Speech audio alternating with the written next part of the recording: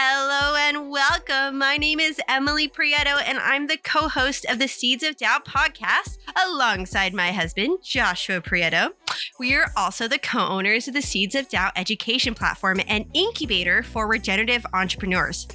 Now, if you're new to the podcast, this is a podcast for regenerative entrepreneurs creating regenerative enterprises. We often get asked what exactly a regenerative enterprise or entrepreneur is. So if you're wondering, a regenerative enterprise builds triple bottom line profits through the practice of ethics and principles that lead to a more inclusive, fair, and balanced economy.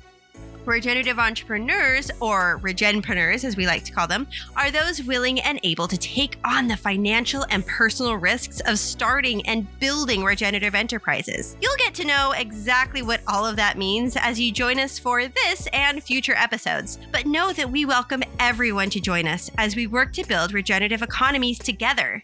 That's exactly why we're here doing what we do at Seeds of Tao. Our mission is to help establish regenerative economies in every bioregion by serving individual regenpreneurs like yourself. In this podcast, you'll hear the startup stories in all their glory from regenpreneurs all over the globe. You'll learn and grow the skills of building a regenerative enterprise from your peers, mentors, and leaders. Finally, we'll get to know each other as you engage in the podcast and join the wonderful Pando Academy Commons community, an open community where peers, colleagues, funders, allies, and supporters of regenerative entrepreneurs come together to build the regenerative economies of the future. Join us every month for a wonderful episode as we collectively move beyond sustainability and into our regenerative future. It all starts now.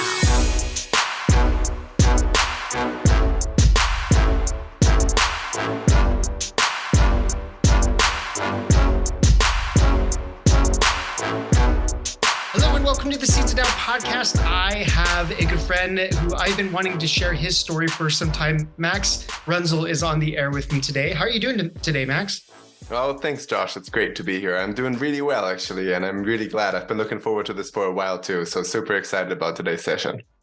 Great. Yeah, so Max, as we get started with most of the conversations here, and we're sharing the Regenpreneur story that is your business and your life, we like to start off just getting a sense of like where you're at in time and place. And so what got you up this morning is the first question. And the second part of that question is what gets you excited to do the work that you do?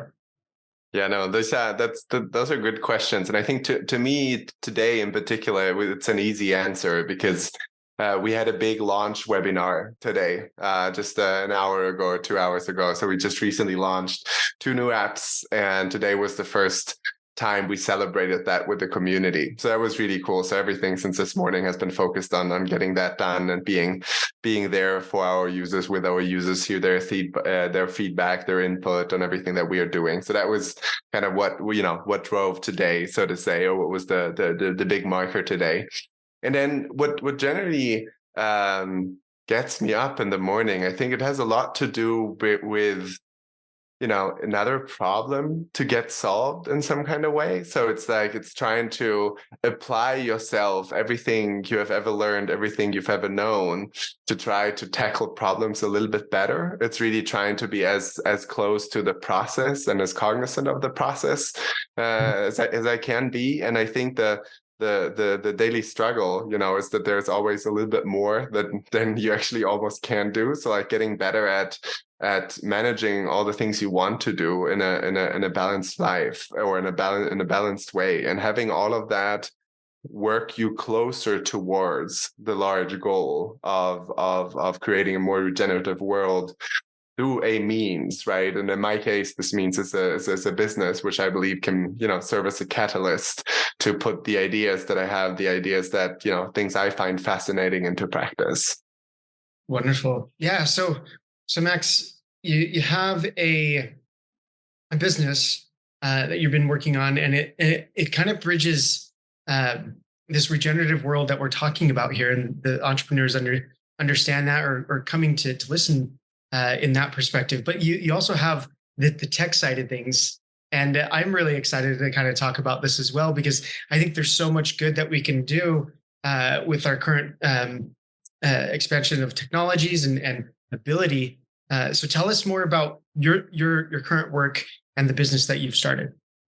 Yeah, absolutely. So again, I'm the CEO of a company called HiveTracks, and HiveTracks essentially tries to solve two problems, right? So the first problem we try to solve is how can we help beekeepers with the right information at the right place and time to keep healthier bees, right? So it's a management tool. It's a personal beekeeping assistant that helps to, really address the different stressors and threats that bee health have, and that got exacerbated by the way, or are getting exacerbated by the way we keep our lands, by the way we use our lands, the way we produce food, which is getting more and more complex, also in light of a changing climate. And the second problem we're trying to solve as we help beekeepers keep their bees healthier, and we work with them as a community, we realized very quickly that a lot of the data that they're collecting as beekeepers and interacting with the software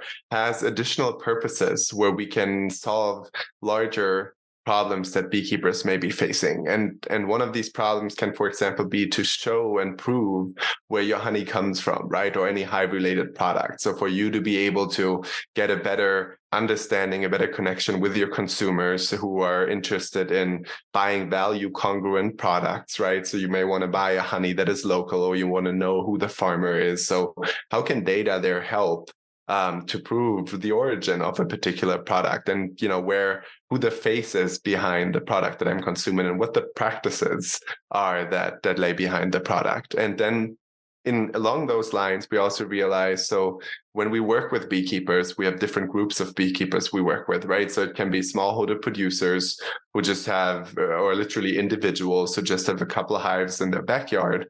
But that can go up to beekeepers who live off of beekeeping, right? Who are real, producers whose livelihoods depend upon them. And oftentimes, when we either, work across the global south, we have a big project in Ethiopia as an example. What we realized is that farmers oftentimes need access to resources, right? Be it access to financial resources as an example. And oftentimes they're either underbanked or have trouble in accessing financial services in particular. And we're not, these are microcredits usually, but we have realized that, the operational data from a beekeeping operation gives us a good understanding around the production capacity of a producer. And that lends itself as like a pathway of a pre-screening requirement almost, right? So you can go in and say, look, I've kept these bees over a year, 2 years. This is what I usually produce. So that then serves as a proxy for your repayment capacity as an example. So that's the second. So like access markets, increase the access to markets through origin authentication, and then also access to financial products. So those are the two of the three things where we see, okay, what other problems can we solve while keeping bees healthy? That's so cool. And you kind of brought us into the conversation, like what brings us or wakes you up in the morning and what gets you going. A lot of that is done by really truly understanding who your clients are, who your customers, their challenges they have, right? And exactly. And figuring out how you can help solve that through the offerings that you have.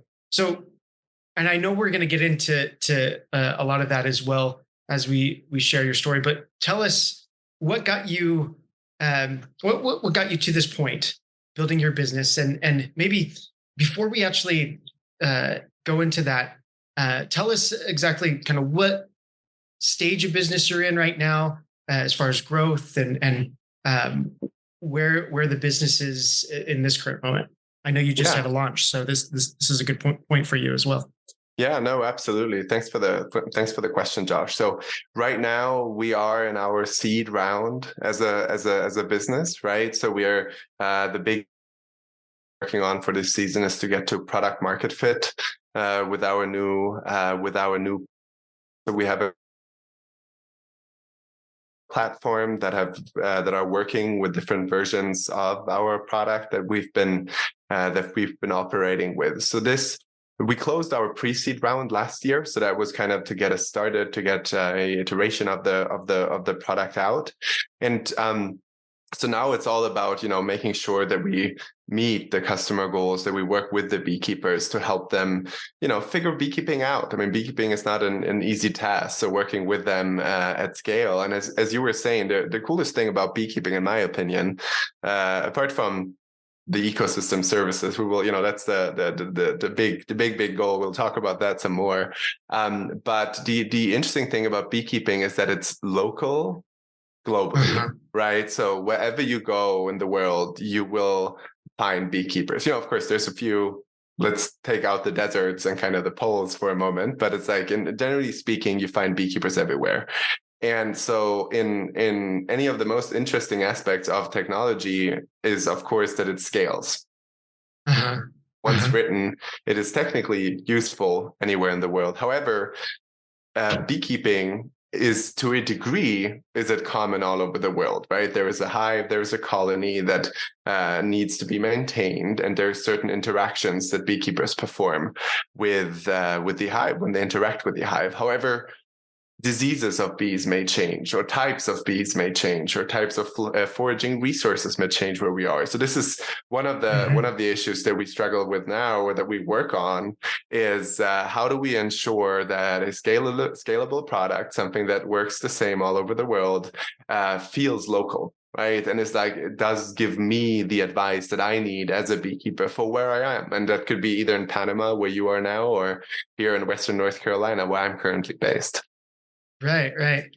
That's an amazing understanding. Is like it's locally global, right? Exactly. Exactly. Or globally local.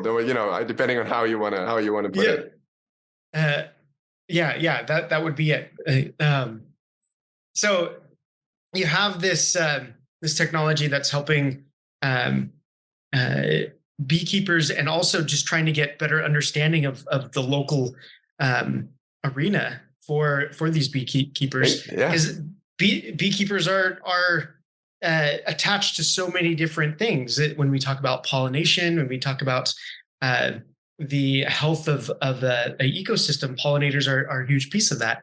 And so you can gather so many different things. What got you into this business, and how did this come to be? Was this something you were destined to do, or did you fall into it? What happened? How did you get here? No, that's a great question. Yeah, and I look forward. The ecosystem part of the pollination part you mentioned. I look forward to diving into that. But yeah, did I fall into this? It's very interesting when you look at it backwards and you kind of say, yeah, it kind of makes sense now, but you never know in the process, right? Where you'll end up or what you'll be doing. And that was exactly the same thing for me. So I've always been, the interesting thing, for me, has always been to explore new cultures and languages in different places, and to always be curious about understanding new areas, right? And to me, much of it came from, so, you may have picked up the accent already. So I was born and raised in Germany, but so kind of from the very beginning, it was always bouncing between two different cultures, which always made me very attuned vis-a-vis like differing cultures or differing aspects, and this comparison component. I believe that's something that a lot of entrepreneurs share to some degree. It's like, you see something somewhere and you think about how could this be applied somewhere else. Right, and that's what shaped, one of the first big markers in my life, if you will. I was an exchange student for a year in Argentina. So I lived in South America. And that was like what got me first excited in topics like poverty and topics like inflation. I was young back then. I was like 16 years old, but it was very interesting to see when you grow up in a Western country, there's so many things you take for granted. You just don't think about, right? And that can be anything from economic stability, or in both terms, like what your markets are, but also what access to your money is, right? Are there bank runs? Are there inflations? And it was very interesting to live in a society that, on the one hand, kind of does not have that guaranteed, piece, or can't rely on the state or institutions that we are so used to. And then the other aspect also is to be exposed to such diversity in a society, and from an economic standpoint, right? So you the inequality in a society is much more apparent. So, and that actually got me excited about economics, because back then I thought, okay, I just have to do an undergrad in economics and I'll know how to fight inflation and fight poverty and all those bits and pieces. And I thought, let me do this quickly and then I'll come back and I'll fix this. And it didn't take me too long till I realized that, maybe microeconomics 101 or, math 101 wouldn't really, get it there. But it got me more and more excited about, the topics like developmental topics and how we can work with agriculture in particular.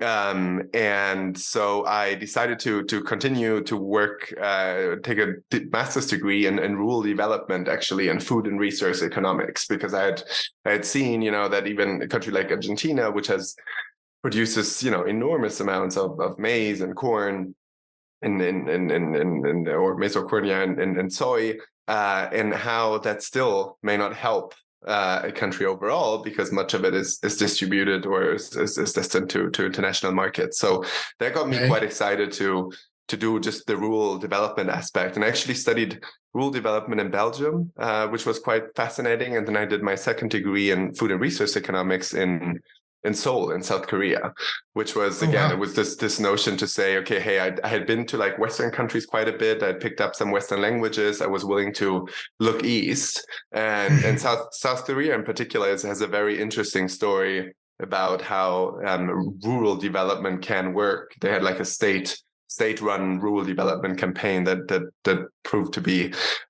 successful in many aspects. And studying that got me closer and closer to thinking about what different indicators, what part of the food production are produced by local smallholder producers, by family farmers.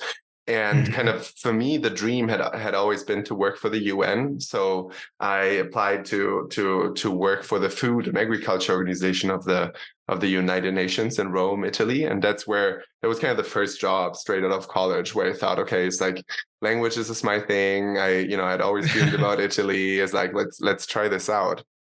And to me, as a polyglot and a language nerd, it felt like, being, I don't know, in cinema with a bowl of popcorn, or being in Disneyland or something like that, right? So to me, it was really, it was so neat to work in an environment like the UN, with like people from all over the world trying to tackle different problems.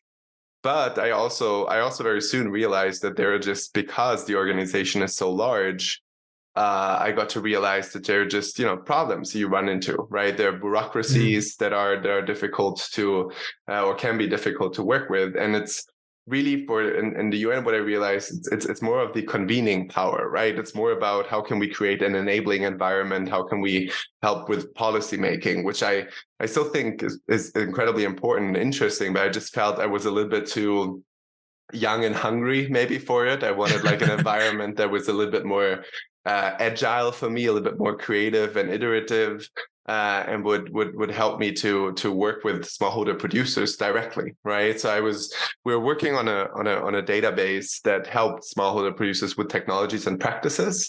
But that was more catered towards extension officers, right? So it was more like, okay, we help the trainers for then the information to trickle down. And that's where I thought, hey, maybe there are some software and data-driven solutions here that could help make a more immediate impact, that don't have to go through intermediaries and wait till something happens, but you could get a more direct response, and you could work closer to and closer with family farmers and smallholder producers. And the interesting thing back then, that was actually my first real contact directly with beekeepers, because much of the technologies and practices were catered towards beekeepers, mostly in Sub-Saharan Africa, Western Africa, some South America mostly, and then a little bit in Southeast Asia too.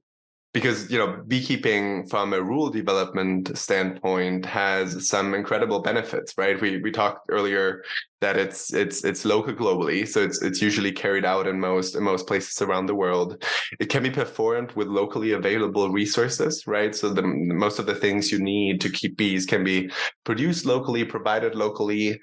And then which is interesting, people don't think about this, but honey is one of the products that technically has an eternal shelf life, right? So it's an interesting one. I mean, they found, like in the Egyptian sarcophags, they found honey that is still there. So what this, of course, gives us a flexibility for smallholder producers is if you produce other perishable foods, honey can kind of serve a little bit as a bank at times, because you can sell it at moments where you are off season, as an example. So it's a neat additional income stream that is gender inclusive and that helps through the pollination services, the local crops that are being produced, which mostly family farmers do, that it's just part of a little bit more diversified income setup, if you will, for that many smaller producers operate under or operate within. And so part of my work at the UN was lots of conferences, right? That was the coolest thing about working at the UN, because you had Global Water Day, Global Soil Day, and you would have experts from all over the world who would come by, and you could interact with them or go and have lunch with them and listen to the most fascinating talks. It was really, really remarkable. And all of this pre-pandemic, of course. It all died there. And stopped that, or made it virtual for some time. And one of the conferences we had was a roundtable on how bee data can help with the Sustainable Development Goals. So there was a roundtable where it was just, thought about how could we collect and use bee data and pollinator data to get a better understanding of our SDGs and see how we could track bee data towards the SDGs. And it was interesting because I had, a colleague of mine, she was to give a presentation there, and she had some issues with her PowerPoint. So she asked me if I could, help out. So I kind of did that over the weekend. And then when I helped her set it up and get it done, she was like, Max, why don't you just, stay on and have a look at the presentations? And she introduced me to two professors from a small university in North Carolina called Appalachian State University, a data analytics and a computer science professor who were given a talk, and were one of them, James, he was the founder of HiveTracks. He had started the business in 2010, and he has a very interesting career for himself as a computer science professor, farmer, and beekeeper. So that is a very interesting. It's a neat combination, and he has always been this, like, how does his farming activities, where does that intersect with his computer science experience? And that's what his needs as a beekeeper. He was keeping 200 hives, and he was just realizing in 2010 that he needed some help in keeping track of the information that he had of his operation. So that gave birth to the idea of HiveTracks in his backyard. And since then, he had been bootstrapping it and running it as a small business. And he was showcasing that as a case study during this presentation at the UN. And I was intrigued. I mean, I like that a lot. I was like, this is an interesting tool. What happens if you could combine that with the extension work that I was working in? What happened if you could combine that into a little bit more of a global approach and more cater towards how do we use the data? How do we, what stories can the data help us tell? And how can we work with governments to use these tools to interact with beekeepers in different areas? So I remember they were in Rome for 4 or 5 days, and we must have had lunch on all days, all 5 of them. So it's like we hit it up immediately. It was really neat. So, and that then. Back then I was still, I didn't really know where it would go or what, it's oftentimes when you meet somebody at a conference and you're like, okay, cool. This is energy. This is good. This is a new opportunity. This is people who think about it differently, and your conversations just take off. And so that kind of morphed into an associate research fellowship position at their university. So I was starting, okay. I was still remote from Rome, and we published a couple of papers, some guidelines for the UN. We did a couple of presentations. And after about a year, 6 to 7 months, I visited North Carolina for the first time. And I must be frank, I had never heard of North Carolina, or maybe heard of North Carolina, but absolutely not about Boone. And kind of, I'd heard about the Appalachians, of course, but I hadn't not really an understanding about, what exactly it would be like. And And I liked it a lot. I mean, I was here for the first time, and I thought, oh, this is very interesting, doing something that is tech and startup, and at the same time, it's like it's in the apiary. It's like working with actual beekeepers. So we, it didn't take too long until we decided, okay, we've been looking at this for a while, we've been analyzing it for a while, we've been publishing and talking about it for a while. What should the next step be, right? Should we? Why don't we put this into practice and start working on this? And during my first visit here in Boone, I also got to know through Joseph, who was also one of the professors. He introduced me to Laura, who is now our COO, and she had just also moved to the same area here, and her husband was looking into keeping bees, and they found out that they were neighbors with James. So that was completely serendipitous. And she had also been involved a little bit with the local entrepreneurial society here. So we started talking, and around Christmas in the same year, I just sent her an email, and I just said, "Hey, Laura, this is 2020 looks like for me to be the year that I want to, dive into this. I want to join this company. We want to restart it. We want to relaunch it. And what are your thoughts? Tell me about it." Right. And so we got on a call, and she was like, "You know what, Max, this could be it. This could work. Why don't we look at this together?" So we had conversations for 2 to 3 months, and then we had this little standoff where we said, "I do it if you do it, and you do it if I do it, if you will." And her investment, it was her initial investment that allowed me to go full time with HiveTracks. And cool. So yeah, that's basically that was just pre-pandemic, and we had kind of made up our mind. I had come to the US again, and I think I must have been on one of the last international flights. So I got back to Europe on like March 8th, March 7th, something like that, March 6th maybe. Into Rome, where I was then living. And then we decided, well, we still want to go ahead. So we restarted HiveTracks basically the moment the pandemic hit. Wow. That's a very interesting time to start a business. We kind of did the same thing, moving away from a branding agency that we had been building for some time. And then right before the pandemic hit, decided that we were going to do this business, Seeds of Tao. And so we're kind of at a similar age of kind of working at this. So very, very cool how you kind of came into this. And looking retrospectively, it very much seems like you kind of this was kind of meant to be, right? Yeah. That's so often. I mean, that's what happens, right? You look back and you kind of go, oh, everything I ever did brought me here, which of course is true. But if somebody would have told me a couple of years ago or a little bit more than that and kind of gone, yeah, Max, you'll be living in a small mountain town in the western North Carolina and the Appalachians, running a bee business and trying to figure out bee health with data. I would have said, that's a neat little, I don't know where you got your tarot cards or who told you this little story, but I would have not believed them back then. But now it all makes sense. Kind of, it's like connecting the dots afterwards is much easier, right? Right, definitely. Well, and I think that's a great way to kind of segue into the journey that you're currently in right now, and I there's so many pieces that I want to hit on right here. One is just the build up towards getting these greater bits of data in this kind of almost like a citizen scientist, but a citizen farmer essentially, or a citizen beekeeper, right? Which is very, very cool. And I love that. And they start off with the product that you originally started and how you're moving into the data and products that can stem from that as well, from the original piece.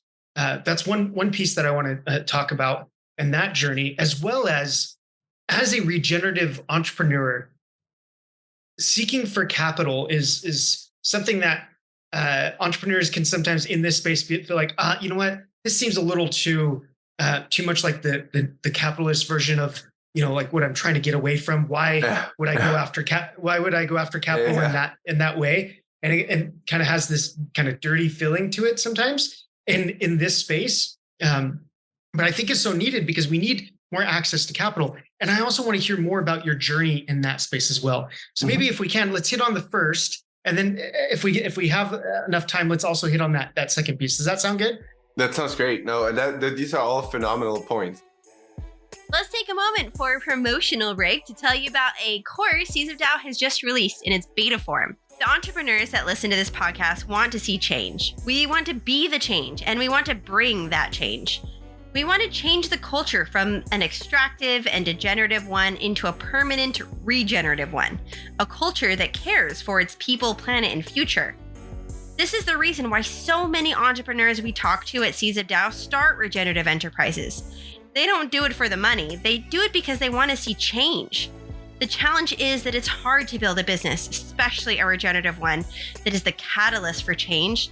I often interview and speak with individuals that have managed to build a business and livelihood from their passion, and they often tell me that they wish they could do more, or they feel like their efforts aren't enough.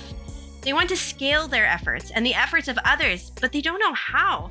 Don't we all feel this way sometimes? We see our neighbors, industry, peers, suppliers, producers falling further into degenerative practices, and we think, I've made the change, why can't they? How can I get them to change?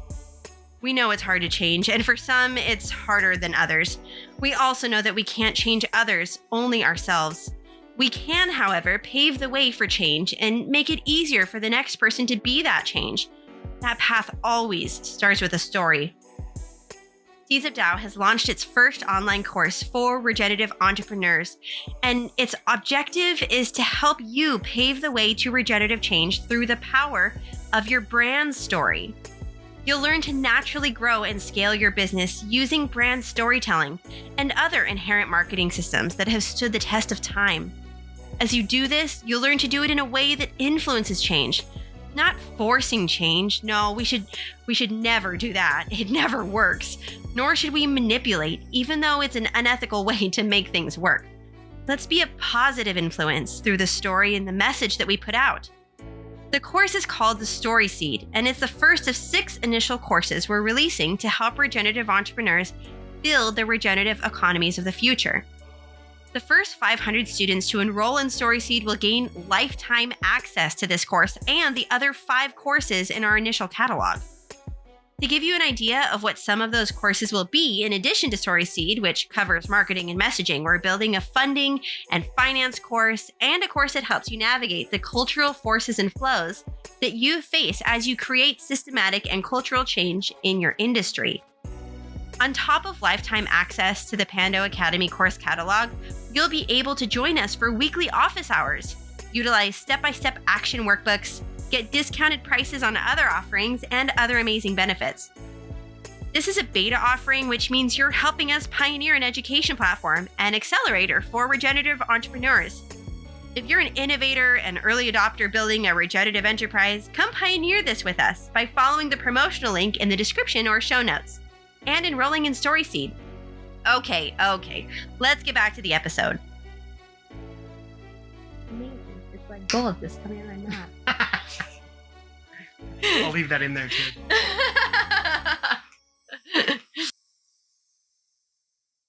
I mean, this is great, Josh. So first off, again, what is the goal, right? What are we trying to accomplish with HiveTracks? And again, what we are working towards is a marketplace for crowdsourced biodiversity and environmental data, right? So the big goal, the big dream that we have is to make bee health and biodiversity just mainstream KPIs of how we view our world, right? So in the future, I would like to see a future where cities that are being built around indicators of bee health and biodiversity, or bee health as part of biodiversity, right? So that would be amazing. When you plan a city or a highway or anything like that, you would consider biodiversity locally as part of your indicators, and you would have a means to measure biodiversity where you are. Likewise, we would want to see that all the companies out there in the world, or all even, executive pay, whatever you want to look at, has biodiversity health as an indicator, as a central indicator as part of it. So just becoming a mainstream metric for biodiversity health for anything that we do.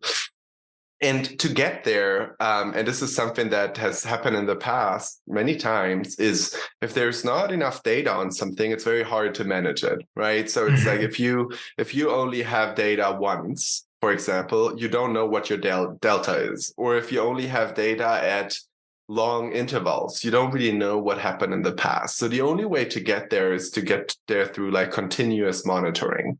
So how do we ensure that we have like continuous monitoring of biodiversity health and bee health in a widespread area of the world? And this is where the beekeepers, of course, come in to say, all right, beekeepers are people that work at the intersection between nature and humans, right? So it's literally a biodiversity human interaction when a beekeeper visits their hive, because the hive is filled with bees that fly in an enormous foraging area, collect pollen and nectar from all these plants, take it back into the hive. So the bees sort of are like biosensors, if you will, coming back in, and the health of the hive tells us a lot of information about the environmental health. Now, if you put a couple other data points together, if you look at what blooms locally, if you look at what other pollinators are around locally, if you look at the weather, you look at the land use, land cover, you're approaching a good proxy or good estimate for the biodiversity health. If you now also know that beekeepers are out there every 10 days, 2 weeks, keeping track of these vital data points, that's where you start putting together a network of people that can make sense and continuously monitor the health of it. So what we're working towards is that beekeepers can get paid for these monitoring services that they supply, because there is value in monitoring biodiversity. So right now it's like there's nothing there that is being accounted for. It's a little bit where the carbon market or the carbon offset market had its huge problems, because there wasn't a continuous monitoring approach oftentimes involved. And it was also sometimes hard to keep the data current and to keep it current over time. So the goal really is at the point to say we have the largest network of beekeepers who help crowdsourcing this continuous data of environmental health and all different bits and pieces, so that any corporate, any company, any government can look in and say, okay, what's biodiversity health for my area right now, and how does what we did do and implement as a policy, as anything we do as a project, what effect did that have? And was that improving or was that deteriorating? And that's, again, when there's a value tied to biodiversity, all of a sudden it matters to people, right? Because many times it's right now, since there's no clear ownership around biodiversity and there's no clear data on it, nobody loses if biodiversity deteriorates. Right? It becomes a little bit of tragedy of the commons, where you go in and say, okay, now since it's everybody's problem, it's nobody's problem, right? And it's very hard to get behind it. But if you have the data set up and you have a clear value attributed to biodiversity locally, you can start measuring it and you can start assigning value to it. And that's where we believe that beekeepers can be a central force, if you will, and it can be an additional income for them, because currently, if you take a beehive and you move it to an agriculturally focused orchard, beekeepers are getting paid for the pollination services that they provide. But the pollination services they provide them everywhere, right? So why is it all of a sudden I move my hive here and then I get paid for it, and if it's here, not? Why is it worthless in the eyes of the market that the bees pollinate right here? And that's the problem we want to get to like attributing that value, getting to it so that beekeepers can get their fair share and helping us establishing biodiversity health as an indicator. That's really, really cool, because a lot of, and maybe you can speak to this for a little bit, because I'm not in the beekeeping business, nor am I really close to it. But from what I understand, is that a majority of the wealth in beekeeping and those that own large hives is by placing themselves in areas where they can be good pollinators for the crops that are surrounding them. Is that correct? Yeah, and how? That's absolutely right. Yeah. And so this would give us an opportunity for because it's valuing one area over another, and what you're telling us is that if we can really truly see what the benefit is to a local area, that the beekeepers should be able to get paid at just as much, if not more, for doing it in where they locally stand, right? Instead of having to transfer and move around. That's exactly right. That's exactly it. And we don't, we're in the very early stages. So that's, we will see what the monetary value is, but being able to set exactly that up, to not having to transport bees around an entire country and get them to a certain place, but to validate and record the fact and acknowledge the fact that they provide life, provide value, ecosystem services wherever they are, and that they're essential to where they are. And I think what is also important is that you can't solve all the problems just by putting up a beehive, right? That's the other thing. It's like, okay, let's put up beehives everywhere and we're solved. That's the other thing that such a system would allow, is to say, no, there's spots where the carrying capacity of an environment is enough to help this many beehives. Okay, cool. That's how you could set it up. So if you could even get paid too based on that, right? You could get, your payouts could be based on the density of beekeepers in a particular area and the value of biodiversity in a certain place. So again, there's more and more components to it. And moving to the other questions that you had and the limited time that we have. So first off, of course, this is like, since that's our North Star, right? That's where we're headed. Right now, what we are focusing on is just to ensure that the apps and the software, the web app and the mobile app that we're currently using or testing, working with users and beekeepers on it, that helps beekeepers solve the problems they already have, right? So since we have this large problem that we work towards, and goes also back in the entrepreneurial journey, it's like, you have to have like the big, the North Star, the big mission out there what you want to accomplish, but you have to make sure that you get your points right while getting there, right? So are you at each point helping your users, the people you work with, enough and solve the problems that they're facing right now, such that you can continue building towards that journey? Right. And that is something that is key, because you always, I like this quote of saying, it's like, building a company is a bit like baking a cake. You need the right ingredients and right amounts and right ratios.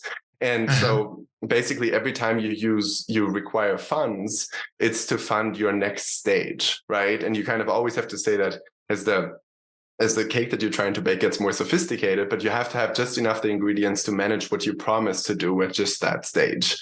And that is something that is just hard to balance, because, you are oftentimes, and this happens to many fellow founders, that there's this phenomenal vision, right? There's this huge thing that you want to accomplish, and that makes sense. But at the same time, you have to get up in the morning and kind of have the 2 talks that get you a little bit closer, or do the 3 changes to your app that get you a little bit changer. So that's, I would say, is one of the hardest challenges as an entrepreneur, and specifically when you're at a founder or leader role, to have those 2 to be, far enough from each other to like keep you motivated, but close enough to each other to like not lose track of your day to day, because you're dreaming about what all the things that could be happening 3 to 5 years from now.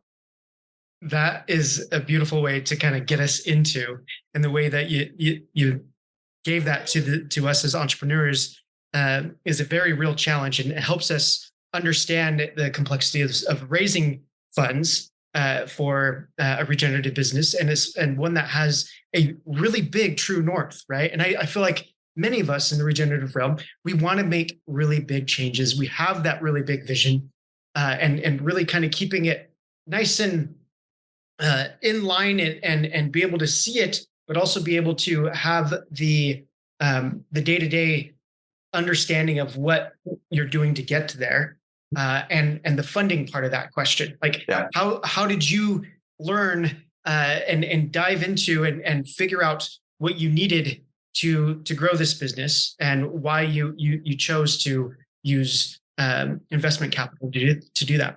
Mm-hmm. No, that's another great question. I think I learned it like any entrepreneur does it through trial and error. That's like mostly what you do. It's like you try to get as much feedback and input as you can from different people, and try to always talk to people that are just a couple of years ahead of you. That has helped me, right? If you're trying to do a pre-seed round, you want to talk to people who've just done their seed round. If you do the seed round, you want to try to talk to people who've just done their Series A, right? If you hire your first person, you try to talk to people who've done that 3 or 4 times, right? So it always, for this immediate feedback, it always helps to get advice from mentors and people that are just a little bit ahead. And oftentimes it doesn't help that much to talk to people who've already quote unquote made it, who are like all the way there, and people who are, the usual suspects that we, fill our quotes and our reading lists each day, which is great as like inspirational stories. But oftentimes what helps is like somebody who's just, a little bit further along. And I had this great teacher in high school who always said, Max, there's so many errors in the world that you can do. So try to make your own errors and not do the same that other people did. And this is or mistakes, right? And this is something that you can't avoid it. You will being an entrepreneur means failing all the time. And it's like, yes. Still to this day, I'm like 3 years into this journey, and it's still to this day, there isn't a week that goes by when I ask myself, okay, shoot, if I had known this 3 weeks ago, I would have done a better decision, or would have made a better decision, right? So that's something, it's just this getting used to that you're making so many decisions each day, you will naturally have a percentage and you will always be wrong. So the goal is not to be right. The goal is to be less wrong with each iteration that you get yes. to. And that's the same with financing too. And and when we talked about this before, it's like, what do we, what systems are there, right? And it's like, the raising capital to do certain things requires you to fulfill certain criteria that make investors interested in what you do, right? And an investment there's different forms of what you can do, and trying out different categories that function well and work well for your company. But it's something that has helped me a lot is really just to ask for advice from other people, right? So instead of raising money straight out, it's to say, hey, I'm planning on doing this. I'm planning to raise under these conditions. I'm planning to raise this much to accomplish this. Does that make sense? And then if you've talked to 5 to 10 different people, you will end up with something. You will narrow kind of your error of margin a little bit, and you'll get closer and closer and closer to the right capital that you want to need, the right terms for the capital that you're currently raising, but also for all the other pieces, which is any type of pricing that you do. For example, it's like, how do you recognize patterns? In a n equals 1 is usually not the best advice unless there's considerable reasons for that. But like always trying, okay, I've spoken to this many people and I see this pattern in their feedback. Yep, I gotta make sure that this works out and that can work. And that's doing that while not compromising your overall goal and your overall strategies. I think it's a difficult one, and it's something that you have to constantly ask yourself, because you will just have a lot of people with a lot of different opinions. And then also, I think realizing that there are alternative ways out there, right? So just capital in general, the first piece of it is really, if you're not in agreement with how kind of the capital setup really works, it's like you still have to be very well versed in it when you try to either raise capital or build out your company. Unfortunately, now with crowdfunding and other opportunities, there's a couple different ways of how you can get to or build up your capital stack, if you will, right? So over the life of HiveTracks, we've tried many various different things, right? We had convertible notes, for example, in our first funding round, and now we use a safe note, and we even have a crowd equity investment campaign as part of it. So we are also there learning and thinking about new ways of doing it, and trying to work with people who are very much mission aligned, right? So many of our investors are in the same space, or are working in the same direction. They're all impact investors who are seeking to achieve the same goals with the tools that we currently have, which are, raising capital, building companies, software, all of these. That's a great great advice for those that are moving and exploring, I should say, how to move their vision forward through investment capital and creative ways of reaching the capital that they need to grow their business. And I really like the advice of getting it conversations and having conversations with those that are just a step ahead of us, that are more like peers rather than mentors in a lot of ways, right? And I think we disvalue that in a lot of times in society. We want to look at who's already made it, who's already big, where we got to actually work alongside and be engaged with those that are already in the weeds alongside us, right? And there's so much knowledge and understanding, because that person that made it way back when or has already reached the top, it looks like quite a bit different by the time they get there and where you're currently at. And there's so many different factors that kind of get there. But Max, for me, like we're in the middle of our first pre-seed, right? Nice. And so you're that for me right now, right? I'm talking to you. I'm trying to understand. I'm being curious and asking questions, and you got to get that understanding of where the environment looks like and how someone is going through that process. So I really like that piece of advice. I know we're spending we spent some good time, and I think we covered some really good places in your journey. But what I would like to kind of end with or move towards our final kind of conversation here is as a regenerative entrepreneur, I could be at many different stages. I could be doing different things that maybe I'm a farmer, or maybe I'm actually trying to bridge this world between tech and the regenerative realm.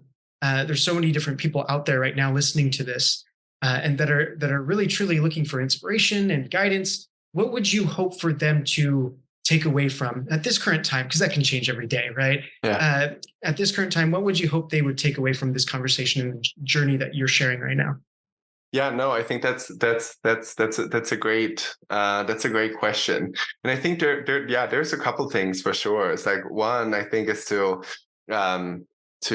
separate as much as you can yourself from what you're doing, at least like mentally. And I continuously fail at this, right? I just had a conversation with my business partner yesterday, and she was like, Max, I talked to you in the morning after this call, and you were like flying high, and then you had another call in the afternoon, and I thought the world had gone under, right? So it's like, when you become one with the company, which is sometimes it's something that we do as founders because we love the little creature that is growing and it's our baby, and we're pouring all of our life, and we make, phenomenal sacrifices, and we, earn much less money that you could earn somewhere else because you want to see this idea come to fruition. So like trying to keep like somewhat of a natural distance, or like trying at least to know what takes you out of this situation every so often, that you just know, okay, this is what I need at any given time to just sit down for, like, and this gives me balance again, because it is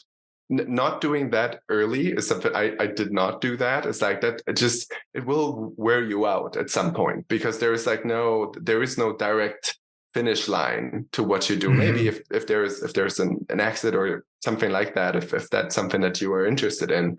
But the big thing is that there will always be something new, right? There will always be a new problem, a new thing. So taking care of yourself throughout this process, and ensuring that you have if you can't distance yourself, but at least have these little things, be it people or relationships or things you do, your hobbies, whatever it is, keep those as like good markers in your life to separate yourself a little bit to get to that balance. And that's also where fellow founders come in a lot, right? Because oftentimes it's freaking lonely as a CEO. Oftentimes, that happens a lot. It's just like, because you don't have like a boss that you can complain about, or you don't have, it's like, but you will have challenges, and every entrepreneur out there will have that all the time. And there's like, it's sometimes I like to ask other founders, like, what's the worst decisions you've made in your entrepreneurial life? And everybody will say dude, I have the longest list, and I know I have, and so have all of them. So that's, I think, the piece to like not forget about the human aspect of all of this, and yourself and the relationships that you're building while doing this, because the moment you determined that the entrepreneurial life is what you're going to do, you'll be doing it for 3, 5, 7 years. And that's, I'm not so sure if, sometimes it's marathon, sometimes it's sprint, sometimes it's both at the same time. But keep track of that, and make sure that you have people around you that you can go to and share the failures and share these stories. And I think that's something that you should set that up from the get-go, because there will just be ridiculously hard moments, and like moments where you just like, okay, oof, this is not what I signed up for, you may think, right? So, and knowing in those moments that you have a good network and people around you that can tell you that it is normal what is happening to you, and it's fine, and dawn is coming, and it will get better. That's key, and I think that's what every entrepreneur should do and should take care of. That's so needed, I think, for all of us, and it's something it's an eternal truth, right? For someone that's going after a big dream, a big vision, doesn't want to, maybe entrepreneurs, we don't necessarily attach ourselves to a status quo, right? And so we are often, it's really hard for us not to take our failures so critical for ourselves, right? And but in reality, having that space to step back and just kind of have the moment of like, no, this doesn't define me, right? This is a time and space, and I think that's so critical. So thank you for sharing that. So that's a huge one. Is there anything else that you would like to share with entrepreneurs going through their journey right now? Yeah, I think it's keep going and continue to have fun with it. I mean, to me, it's cool to be working on something that could change the way we do something, right? It's really fascinating to have a space that you get to try to solve these problems, and you can iterate and try it out and connect with people, and like just try to build things that didn't exist before you tried. That's just one of the most fascinating pieces. Is like you had this idea, and then you sketched it down, and then you designed it, and then a week, a month, a year later, it is a piece of software or a service or something that wasn't there before. And it's because you gathered a few people around you who, that's the other big piece, is like, who are the people around you who support you on this journey, who were crazy enough to believe in what you wanted to do.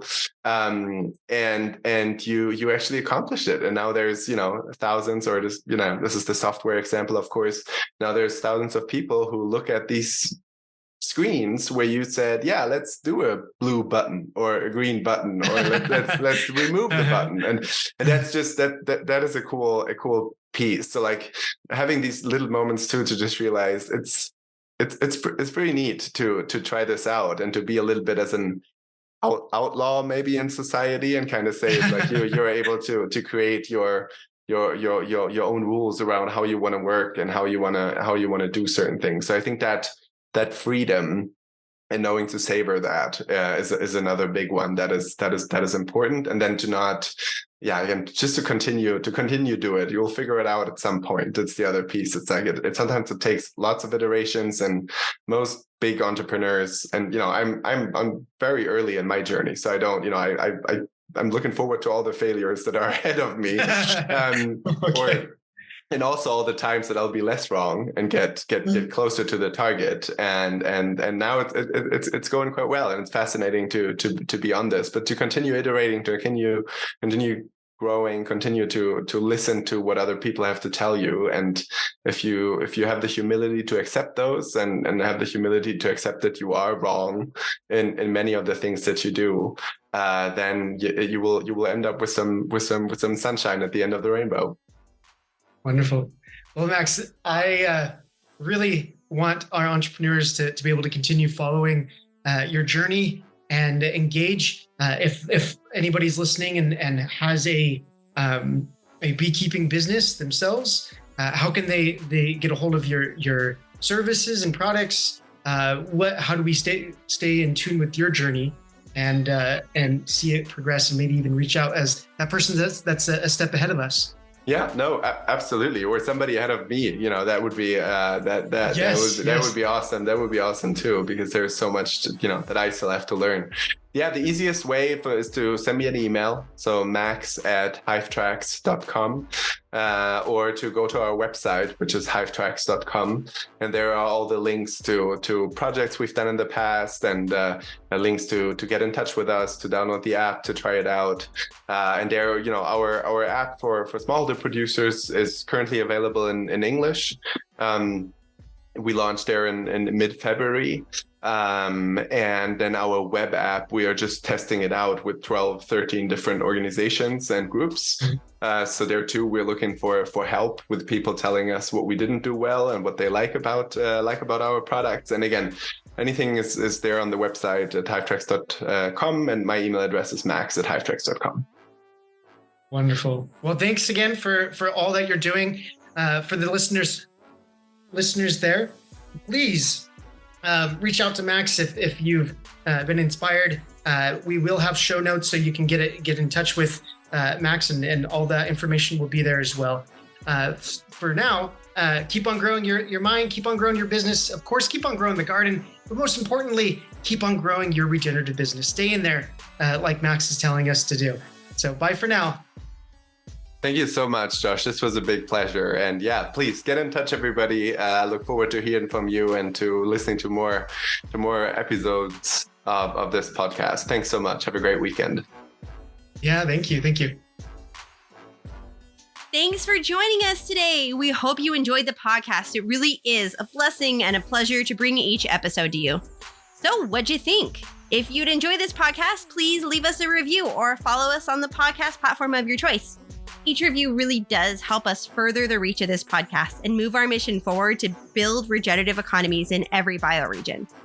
If you have a suggestion or feedback for us, please let us know in the open and free Pando Academy Commons community, which is linked in the description and in the show notes of this episode. In the Commons, we have an awesome community request form that allows you to suggest guests, register to be a guest on the podcast, and share your own Regenpreneur startup story or any other suggestions you might have for the community.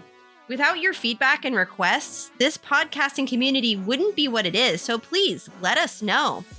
Now, this may be bye for now, but remember, it doesn't end here. It has only just begun. The regenerative economies of the future start now with you.